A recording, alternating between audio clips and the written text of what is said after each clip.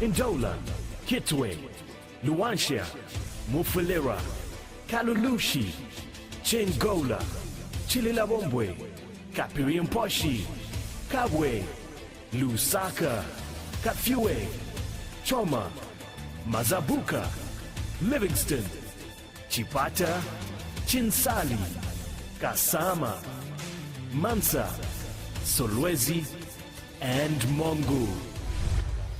Feel free to interact with us and let us know where you are watching from. Only on your Top Star Decoders Channel 91, Sun FM TV, Gone TV. Sun Sports TV is now available countrywide. Oh, yes!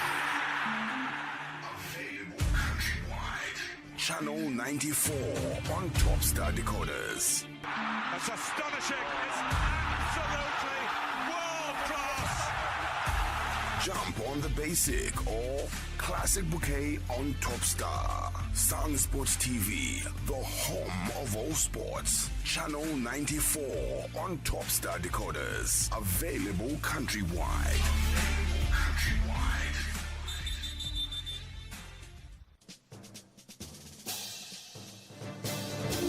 Good morning to you. Welcome to Around the World News Update on Sun FM Radio and TV. Let's get into it. United against cross-border threats. AES troops hold joint military drills in Niger to combat terrorism, strengthen regional security. Troops from several member states of the Sahel States Alliance initiated joint military exercises in northwestern Niger's Tilia on Monday as part of a 2-week regional training to fight terrorism. Footage shows armed forces gathering information and receiving instructions. Senior officials are later seen listening to opening speeches. This initiative, both strategic and humanitarian, shows our shared commitment to boosting our armed forces, building strong partnerships and standing together against cross-border threats, including terrorism, said the Deputy Chief of Staff of Armed Forces, Abdul Kadar Amiro. Now, allow me to offer a respectful thought for all victims of terrorism, soldiers and civilians who were killed in the line of duty or unfairly targeted. Their memory drives us forward. Their sacrifice gives even more meaning to our efforts here. May Allah welcome them into his paradise. Amen, he added. Now, the second edition of the Taha Nakal military exercise, which means love of the fatherland in a Tamashek language, brought together troops from AES, members Niger, Mali, and Burkina Faso, as well as forces from Chad and Togo. Officials explained the exercises were not only meant to fight terrorist groups, but also to deal with wider security issues such as organized crime. The AES is a confederation formed by Mali, Niger, and Burkina Faso on 16 September 2023 as a mutual defense pact in response to the 2023 crisis in Niger. We cannot give up now. Hundreds of health workers continue to rally for 113 days of salary disparities and employment in Nairobi. Hundreds of health workers flocked to the streets of Nairobi on Tuesday to demand the Kenyan government to solve the acute issues of this sphere, such as salary disparities and unemployment. Footage shows that protesters in white robes and scrubs march into the Parliament and the National Treasury building. The demonstrators are eye-blowing vuvuzelas and whistles, with many of them carrying banners. It's a budget cycle right now. They have the right time to allocate that money through the Parliament, through the Senate, to have these health workers absorbed. It is only 4.2 billion which is required, and it is not required at the same time because they are not being paid salary for the whole year. Kenya National Union of Nurses Chairperson Joseph Fungwachi stated, "We are not going back to work. We are going to be on the streets, whether they want us to be on the streets for 1 year or a few days." Another protester, Wanjiru Kihara, said, "We are already at day 113. We cannot give up now. We are going to continue." Protesters declared they will continue their 113-day-long strike until payment for universal health care workers is absorbed into the budget and service gratuity for health workers is paid.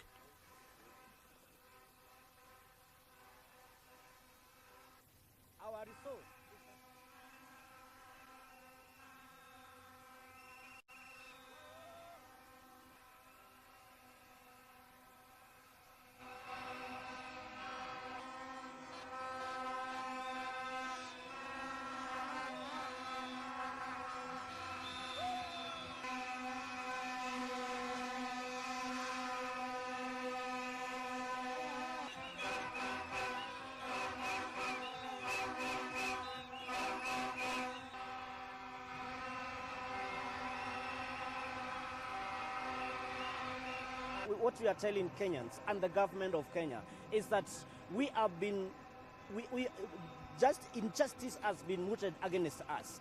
We have worked diligently when everybody was working at home in 2020 during the COVID-19, and we have been neglected by the same government.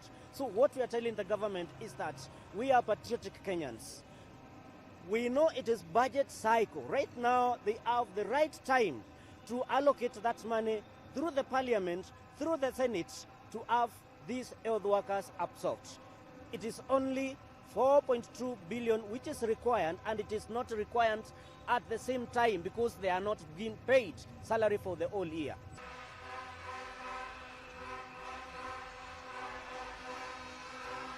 Our resolve is that we will continue on the streets under Article 37 of the Constitution of Kenya until they absorb the UHC staffs and they pay them service gratuity for the years that they have worked. That is our irreducible minimum, and we are not going to relent in this until that injustice is addressed, because it is very unfair.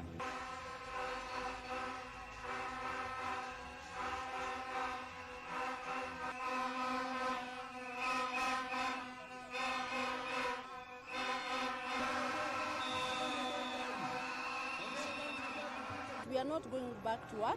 We are going to be on the streets. Whether they want us to be on the streets for 1 year or for a few days, we are already at day 113. We cannot give up now. We are going to continue with the demonstrations and the protests. And as you saw, the unions, they declared that if they don't solve this stalemate, then all the other health workers will join us. And the government can treat its own people.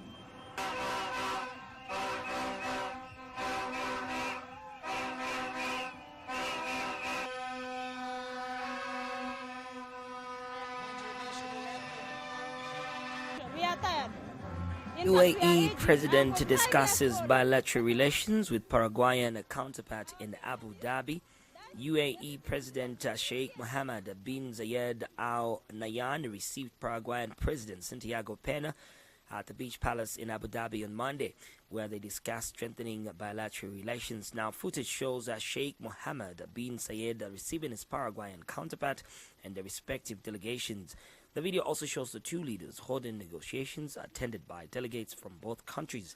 According to local media, the leaders discussed various aspects of cooperation and joint action, particularly development of the economy, trade, renewable energy, food security, climate action, and promoting the sustainable development and prosperity of both countries. Following the meeting, Sheikh Mohammed bin Zayed announced via X that today in Abu Dhabi, I discussed with His Excellency Santiago Pena, President of the Republic of Paraguay, was to strengthen bilateral relations, especially in areas that serve the common development of the two countries. The UAE is keen to continue expanding its economic and development partnerships for the benefit and prosperity of its people and those of the world. Meanwhile, President Pena thanked the UAE President for the warm welcome he received during his visit and praised the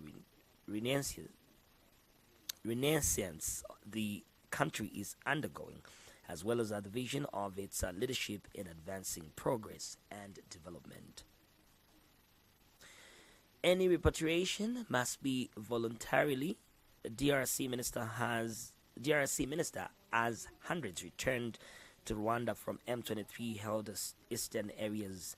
Now, Chantal Chambu Mwavita, Minister of Human Rights of the Democratic Republic of Congo, condemned the alleged illegal repatriation of civilians to Rwanda and accused the M23 of targeting displaced Congolese people as well.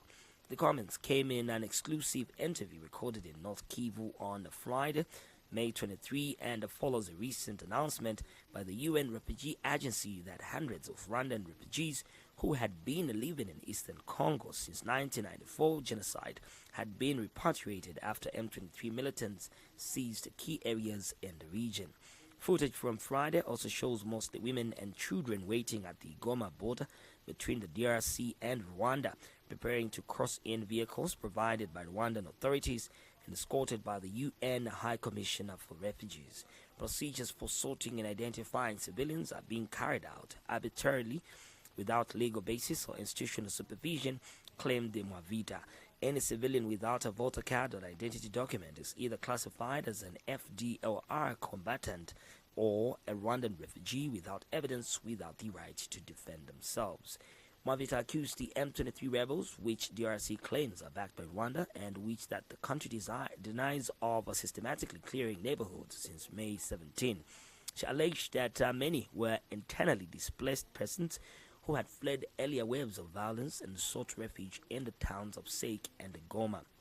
It is inconceivable that in the 21st century, civilians are treated like human commodities, she said, some of whom have had their identification documents confiscated and banned before their expulsion. These practices constitute a serious violation of the most basic norms of international humanitarian law and international human rights law. However, some of those returning described the process as a long-awaited homecoming. Now it was deemed important that we could return home to Rwanda, where we were born, said Nzambona Ntuma Emmanuel. There is no problem because I cannot hate Rwanda, the country where I was born. Oscar Balinda, deputy political spokesperson of the M23 Allied Alliance, FLUV Congo, said the initiative was part of liberation effort.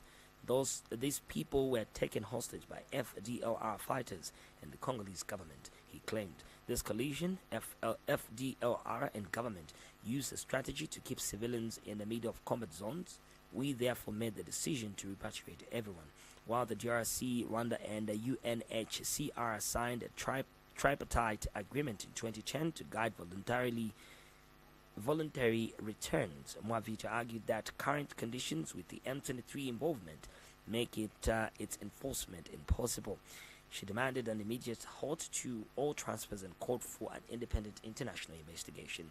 According to Rwandan authorities, over 101,000 refugees have been repatriated, including 1,500 since the start of 2025. Fighting is ongoing between the M23 and DRC forces in the eastern part of the country. And lastly, I'm afraid more than 11,000 IDPs relocate as Borno State government shuts down camp over rising criminality. More than 11,000 internally displaced persons were relocated from Muna camp in Maiduguri after Borno State Governor Babagana Omara Zulum ordered its closure due to rising cases of criminal activities. Footage captured on Sunday shows families hurriedly parking their belongings before loading them onto trucks as they boarded buses to leave the camp. I'm afraid we want the government to do something about it, an IDP said, referring to recent attacks from militant group Boko Haram in the region. Another IDP stressed that he will not return to his community despite the forced relocation. I'm settling in another community until the conflict stops, when then I will decide to reunite with my village, he added. The closure follows Zulum's visit to Muna camp earlier this month, where he claimed to have observed cases of prostitution, gangsterism and child abuse. Established nearly 10 years ago, the Muna IDP camp grew into one of Bono's largest displacement camps in the Boko Haram crisis. On May 15, militants from the Jamaatu Ali Suna Liwadawati Wal Jihad faction of Boko Haram attacked the villages of Malama Karamati and Kwatadashi, killing at least 57 people and leaving more than 70 missing, according to reports. The Nigerian army claimed to have killed 16 Boko Haram fighters in a midnight operation on Friday. Boko Haram is an Islamist militant group based in Nigeria. It opposes Western-style education, particularly for women and girls. The group launched an insurgency against the Nigerian government in 2009, aiming to establish an Islamic caliphate in West Africa. We end Around the World News Update. Good morning.